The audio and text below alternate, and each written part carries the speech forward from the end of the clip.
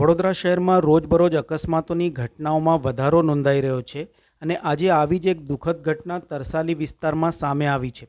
Tarsali Susen road ઉપર એક cycle ચલાવી રહેલા વ્યક્તિ રસ્તો ક્રોસ કરી રહ્યા હતા.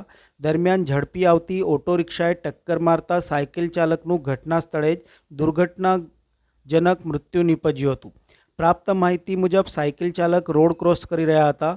તે સમયે પૂર ઝડપે આવી રહેલી ઓટો રિક્ષાએ તેમને જોરદાર ટક્કર મારી હતી. ટક્કર એટલી ભયાનક હતી કે સાયકલ સવારનું ઘટના સ્થળે મૃત્યુ નીપજ્યું હતું.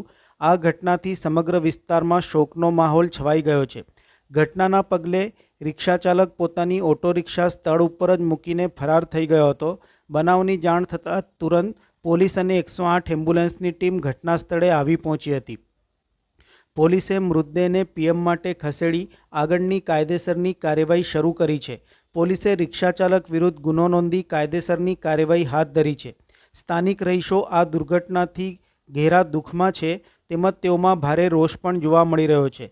રસ્તા પર વધી રહેલા ટ્રાફિકના ભારણ વચ્ચે યોગ્ય નિયંત્રણ ન હોવાના કારણે આવા અકસ્માતોની સંભાવના વધુ બની છે.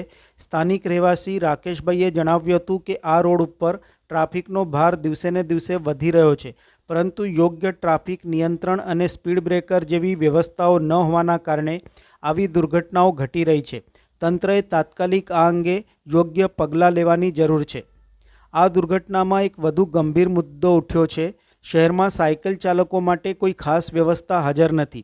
મોટાભાગના રસ્તા ઉપર સાયકલ માટે ન લેન છે કે ન અનામત માર્ગો. આવા સંજોગોમાં સામાન્ય નાગરિકો કે કામદારો જેઓ રોજિંદા આવાગમન માટે સાયકલનો ઉપયોગ કરે છે, તેઓ જીવનને જોખમમાં મૂકી રસ્તા પાર કરતા હોય છે.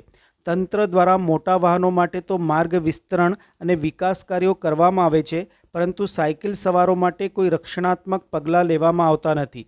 શહેરના વિકાસ સાથે સાથે જ્યારે વલણ ઇકો ફ્રેન્ડલી વાહનો તરફ વધી રહ્યું છે, ત્યારે સાયકલને પ્રોત્સાહન આપવા માટે પણ ઇન્ફ્રાસ્ટ્રક્ચરનો વિકાસ કરવો અત્યંત આવશ્યક છે. આવી દુર્ઘટનાઓ ફક્ત દુર્ઘટના નહીં, પણ સિસ્ટમની નિષ્ફળતાનો આયનો હોય છે. તંત્રએ હવે સડક સુરક્ષા, ટ્રાફિક નિયંત્રણ અને ખાસ કરીને સાયકલ ચાલકો માટે અનુકૂળ અને સલામત વ્યવસ્થાઓ ઊભી કરવાની દિશામાં પણ તાત્કાલિક પગલાં લેવા જોઈએ. લગભગ આ ઘટના બની હતી 11:15 આસપાસ ઘટના બની હતી. કાકા એવું હતું કે કાકા રસ્તો ક્રોસ કરતા હતા. હવે ક્રોસ તો થઈ ગયા હતા રસ્તો લગભગ.